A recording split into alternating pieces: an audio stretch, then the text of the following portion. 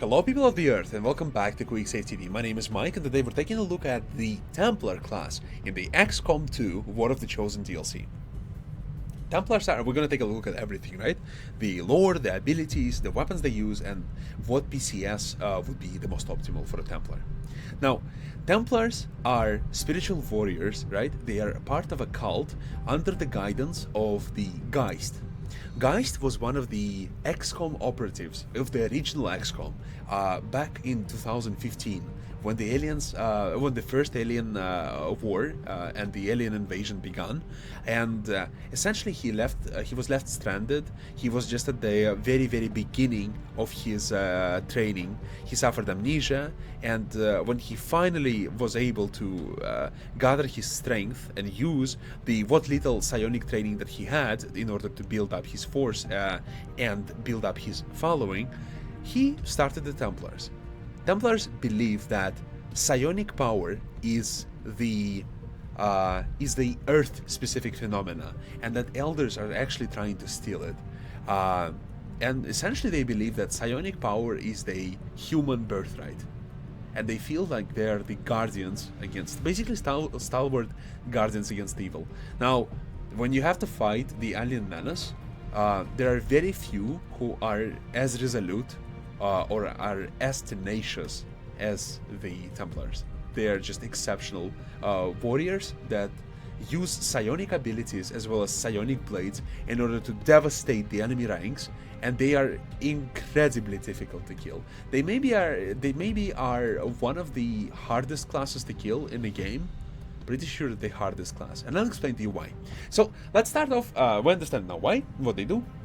Oh, actually, what they do, like in 2 words. They specialize in melee combat. They use a number of psionic abilities to help them amplify their abilities, amplify their team, offer them utility on the battlefield. They have exceptionally powerful abilities. They are not as good in psionics as psi operatives, right? But it's not their primary goal, right? Their primary role as melee damage dealer and essentially a tank, right?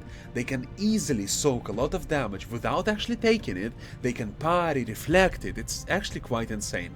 And the more they fight, the stronger they become as they accumulate the resource called focus. Let's take a closer look at their abilities.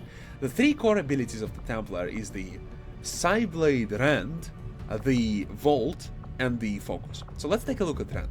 Rend is a melee attack that uses your Psyblades to actually try and kill the enemy. If you are successful at killing the enemy, you will be able to generate a stack of focus. Focus stacks up to 2 on base Templar and 3 if you have an additional ability. Each stack of focus increases your psi damage or your rend damage by 1 point, increases your mobility by 1 point, and increases your dodge by 10 points. It's actually quite insane, as you can understand, right? You can read a lot of the stuff on the screen. I'm not going to go in great detail about it, but the core of the thing is this. Templar is very weak in ranged combat, has a bunch of good psionic abilities, but needs focus to use them. But when Templar has full focus, and Templar is able to go in melee combat, he is incredibly effective, and there's no class that is as good as Templar in melee combat. Rangers are nice and stuff, skirmishers are fine and fantastic, but Templars just do something that none of them can do. They can go in, soak everything from the enemy and not die, while dealing catastrophic damage to the enemy, and if they're very lucky with additional XCOM abilities, they can do even more. Now the Volt abilities is a very weak ranged like a zap ability. It also is able to jump from enemy to enemy, and it usually jumps to like 1 or 2 enemies. In my experience, it hasn't been really impressive. They have to be really close together as well. But it's a good way to deal damage because it's a psionic source of damage. It's not it's not a normal ballistic or beam weapon damage. It's psionic, so it's very difficult to combat against. And the focus, as I said, there you go. Plus 1 damage per each stack, plus 1 mobility per each stack, plus 10 dodge per each stack, except for the last one. But don't let it scare you. Honestly, even 25 is so fucking much that it's a massive boon for you to have.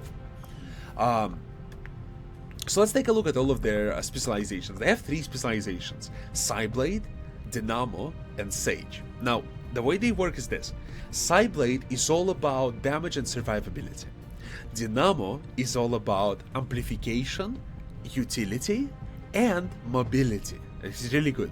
Sage is all about essentially working on your focus. Actually, Sage is a mixed bag. I'm not gonna try to do that. Sage is a mixed bag. It has a little bit of everything, but it has the crucial deep focus, which is really, really good, and allows you to get the maximum focus level to 3, which is really good. Okay, let's start with the Psyblade. Parry is one of the skills that really unlocks the Templar, his potential. Once you kill or deal damage with your rend ability, with your melee attack, right, you are able to take one additional action.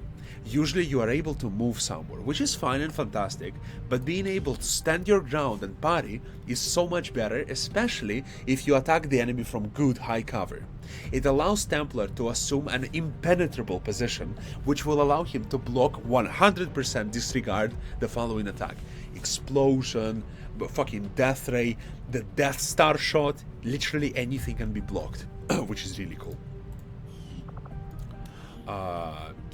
Yeah, and it prevents damage from both melee and ranged attacks. So even a melee attack will be blocked, which is really, really important when you face mutants, for example. Now, Overcharge gives Ren the chance to generate 33% chance to generate focus. It's usually Rend gives you focus, 100% of the time Rend gives you focus, the melee attack gives you focus if you kill the target.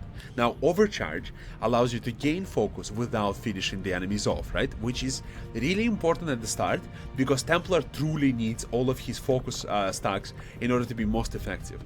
Building up this focus is your primary directive at the start of the game, but I would have to argue that Channel is just so much better than the Overcharge in generating focus, but it's a matter of preference. Having both obviously will make it so that you can use your abilities even more often because you generate even more focus. Now, Deflect, as is insane. Deflect allows you to what it says. It gives you essentially a maximum of 50% chance to block a ranged attack. Which means that even when an attack connects to you, there's a 50% chance on full focus that you will completely disregard it, making it an exceptionally powerful ability to not die. And the next one is Reflect, which is even better. It gives you a maximum chance of 40% chance to activate focus level 2. 40%, so 50% chance to, instead of just blocking it, to capture it and throw it back. Sometimes, right, like the craziest turns, my Templar would reflect 5 attacks, okay? Imagine reflecting 5 attacks in a turn, sending them back at the enemy, dealing damage by virtue of just existing on the field of battle. Insane. Absolutely insane. Not 100% chance, and at best 50% chance, right? But really, really good. It's a really good ability, trust me. Arc Wave is usually your rend skill only hits one target, and you know it full well as you play the game, right? Arc Wave allows you to hit several targets at the same time, and it hits harder the more focus you have. Okay, so it deals the double damage of your current focus level. So at 3 focus, it will deal 6 damage. Not a lot, but when you fight Lost, when you fight Advent Troopers or Stun Lancers, when you fight Chrysalids, having this additional splash damage and being able to deliver it to the enemy without staying close to them, it can be crucial in a lot of these fights. Because Templar, when he commits to a rend attack, he can't keep repeating them unless he has a Reaper skill, right? And with a Reaper skill, Arc Wave is absolutely ridiculous, because if you line up your attacks in a very clever way, you can attack targets for free for many times, and especially useful when you have to attack something that you're afraid of exploding on you, let's say a Gatekeeper or a Sectopod, or when you're worrying about attacking Mutant, right? You cannot attack Mutant in melee, even Templar cannot, so being able to splash Mutant by attacking another target is a very clever way to play around that. And finally, the ultimate of the Psyblade 3 is the Ionic Storm. What it does is, Templar runs to a specific point, raises his blade to the sky, and damages everyone around him with massive feedback of Ionic Storm. This ability is really good when you know where the enemies are. So if you have a battle scanner or a reaper on the field of battle, it will allow you to lay the perfect ionic storm on the unsuspecting enemies. It's very good to open from stealth with this ability, or just to open on enemies that you've seen, as I said, with battle scanner or with a reaper. This is not a charge based ability, it's a cooldown based ability, so it's fantastic, honestly. But you have to plan for it to last hit enemies, otherwise you will lose all of your focus, you know, which is not an optimal idea to have. You always want to maintain as high focus as possible.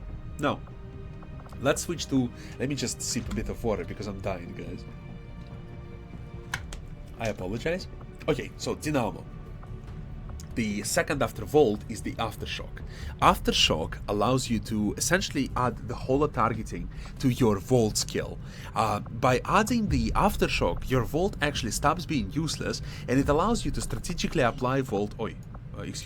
Strategically apply Volt when it's necessary. Let's say you need to take down a Sectopod, right? Or a Gatekeeper. Gatekeeper is notoriously obnoxious to take down because of the increased defense when it's locked in its own shell, right? Using Volt on him, right, combined with holo targeting of your Grenadiers, will be a massive boon for your team to be able to take them down. It's a very powerful ability, to be honest, because Volt normally is a very weak, kind of irrelevant ability. Having this amplification is a very, very important boon indeed. Pillar allows you to raise a heavy cover on the field of battle using your psionic energy. Now, it will last for as long as much focus stacks you had. So obviously accumulating focus maybe with the overcharge or channel, as I said, channel is better in my opinion, but it's up to you, is a good way to be able to summon a better pillar. What's also important is that this pillar is a free action, and there's a smart way to do that. For example, you want to attack the enemy with Rend, right?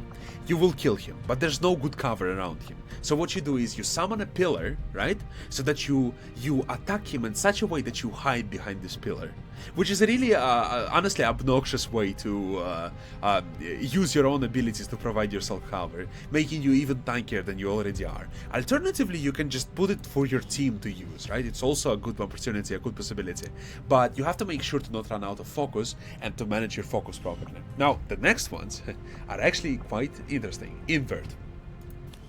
Invert allows you to switch location with the enemy and has a very short cooldown.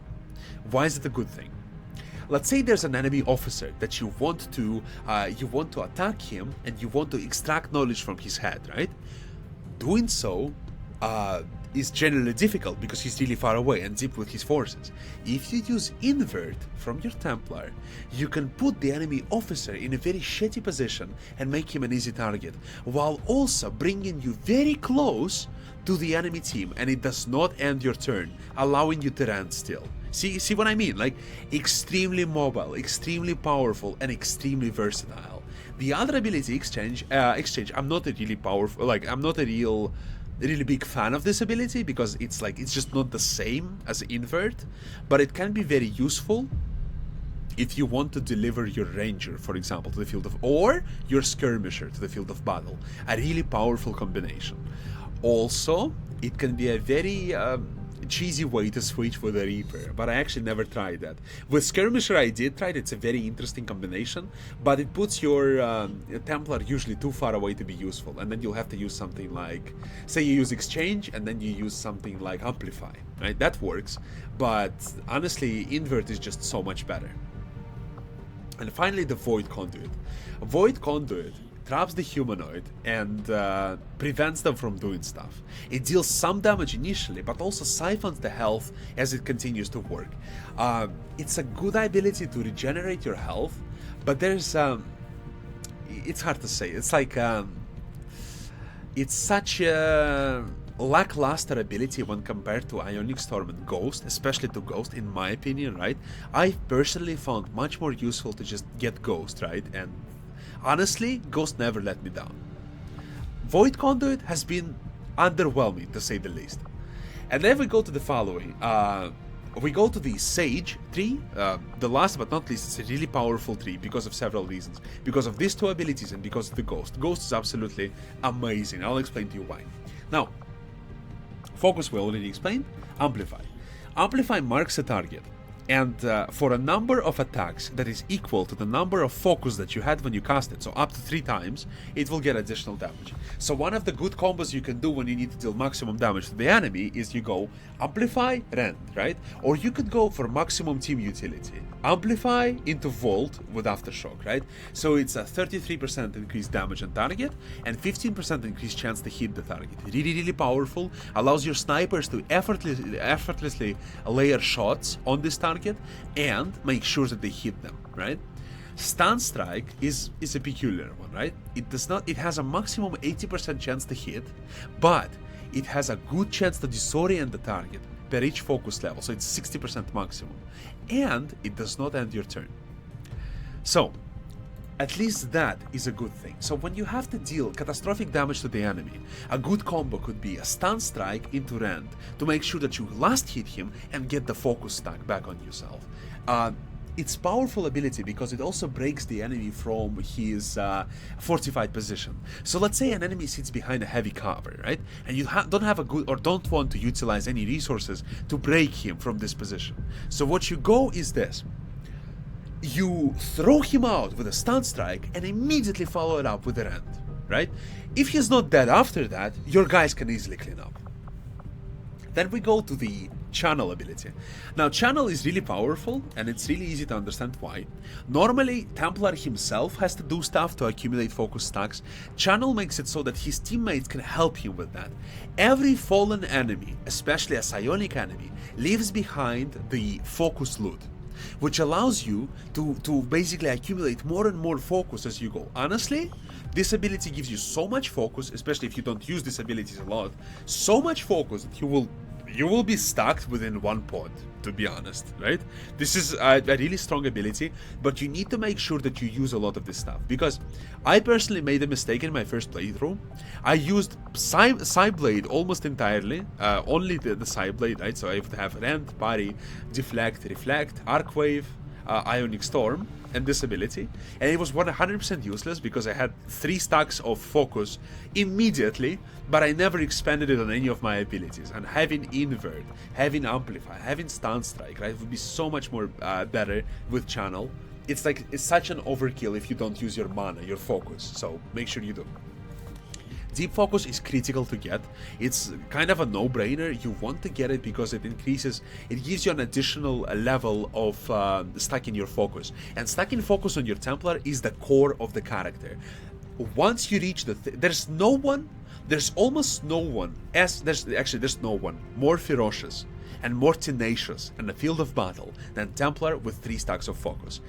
This motherfucker is impossible to move, impossible to ignore, and it essentially just you put him in front of your team against the enemy, and even the strongest enemy combatants cannot move him. That's how strong he is. Against no matter what terrors the aliens throw at you, Templar can handle it. Templar can hold, and he will hold, and he will persevere. It's a dream class, to be honest. It's a spiritual tank. It's insane. And finally, the last ability, but not least, my favorite, Ghost. Ghost allows you should use it when you have 3 focus, obviously. Allows you to summon a Ghost with 3 points of focus. And every time he attacks, he expands 1 point of focus. But he has by default the Reaper skill, which allows you to kill 3 targets in 1 turn easily. The only problem is it consumes your turn. It ends your turn. But it essentially creates a clone of Templar, and you don't have to use him 100%. You can leave him on the field of battle for enemies to attack him. And it's just such a powerful ability, because it adds another Templar on the field of battle. Not as strong, not as powerful, but another one. And it only can be summoned from a corpse of an enemy humanoid, so you have to plan for that in advance. But otherwise, it's a very powerful ability. Whereas the Ionic Storm deals direct damage to the enemy, Void Conduit gives you utility and healing, Ghost creates another combatant on the field of battle that is able to carry out your will. and can do so tremendously well. It also has only one charge, so you really need to think when you want to do that. And it consumes 2 points of focus. So again, you really have to think when you want to do that, okay? Really important. Now, as comes to XCOM abilities, I've placed here, using the mod, right? I placed here the ones I like the most, right? The Blade Storm, the Ranger ability that allows you to attack the enemies in melee. And you have to remember, Templar cannot miss. Templar in the core game cannot miss with his melee abilities. And to say the least, it's insane. Especially on missions when you have, for example, Lost, you throw Templar in front, they come to him and they die. They die in hundreds and none of them can move him. Reaper allows you, just like with Ranger, allows you to chain melee attacks and is insanely powerful because of the damage that Templar does. It is also a very powerful ability to stack your rend really quickly. When you have literally 0 focus points, you can go 1, 2, 3 immediately from one pod. It's really powerful. Fortress is insanely powerful because it gives you complete immunity from so many things. From fire, from poison, from acid, and from explosive damage. It is so important to have this skill when you are able to, because it makes your Templar so difficult to move. He can no longer be poisoned, he can run through fire, the acid does nothing to him, and explosives does, think about it. Anthropod, useless. Sectopod, almost useless. Right? Flamethrowers, pathetic. You see what I mean? And enemies who explode on death are also useless. But there are certain abilities, like for example the AoE attack of the Sectopod that is not blocked by it. I think it's a bug, because if it's a feature it makes literally 0 sense. And but it's still a very powerful ability. And Shadow Step allows you to ignore enemy overwatch or reaction fire, which is really good, because specifically the overwatch fire, because it allows you to go head in first into combat, when otherwise you would have to refrain from that. The other cool abilities are usually, the sustain, obviously, like the ability that the enemy priests have when you almost kill them and they survive at 1 HP. This is really important, especially when you play on legend difficulty, because it allows you to avoid death. Because losing soldiers is a big deal and you never want to do that. Quick Draw, Lightning Hands, and Face Off are all really good.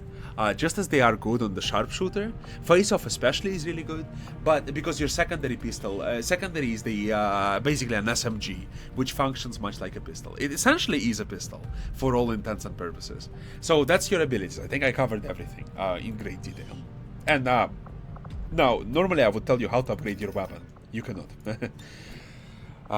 This is the biggest downside of the Templar class. Despite the fact that he's so powerful and so good in so many situations, he cannot upgrade his weapons. You can obviously upgrade them in tiers, right? So you start with Shard Gauntlets, and you go all the way to Celestial Gauntlets, which increases their damage dramatically, as you can see. 4 to 5, 5 to 6, and finally 7 to 8. Powerful, right? So it's 6 to 7, but it's +1. And it's really powerful, but no upgrades, no augmentations, right? Which kind of sucks. But at least they have base chance to crit, so it's not terrible. Like, it's like a base sharpshooter rifle. And then the beam auto pistol, or just any auto pistol, right? It's just a shit. It's a pistol, right? It's much like a pistol, 0 difference essentially. Maybe the ranges are different, but I failed to notice anything that I would like to share with you. And the biggest problem is you cannot upgrade it. In regards to the equipment slot, the best by far is the Mind Shield. Being unable to be targeted by enemy psionic attacks makes Templar completely, in combination with the Fortress skill, makes him essentially impossible to shut down in conventional ways, and makes his tanking even more impressive. And this is it for the weapons, right? And the final thing before my voice dies completely, the PCS. How do we do that? What's the best combat stim, right? For him. Perception is useless because he cannot miss in melee. Conditioning is fine. Focus is kind of useless, especially if you use the Mind Shield, right? Mobility is really good, but the best by far, as came to be in my testing, Agility. This one added 32 dodge, and he had base 17 dodge from missions, right? From the cover top missions. Having 50 dodge plus 25 dodge from 3 stacks of focus gives him 75 dodge while being in 0 cover. Let's say it again. 32 plus whatever, right? Let's plus 0, right? 32 plus 25, right? We go to 55, 32, 25, 50, yeah, 55 dodge while not standing in cover. 55, 75 in low cover, 95 in high cover, 95 dodge. Imagine how powerful it is. And if you complete a couple of missions, you can easily reach 100% dodge. You see what I'm going with this? Templar becomes indestructible, unkillable, completely 100% immovable. So that's it, guys. This is the Templar, right, in a nutshell. I think I covered everything. If I forgot to mention something, look at the damage, right? If I forgot to mention something, ask away in comments. I've played Templar so much, man. The class is amazing. I must have killed more than 500 enemies in my combined playthroughs on the Templar. If you have any more questions, I'll be glad to answer them. I thank you so much for watching and listening. If you enjoyed the video, don't forget to put a like on it and share with your friends. Have a fantastic day. Thank you once again for being here, and I'll see you soon.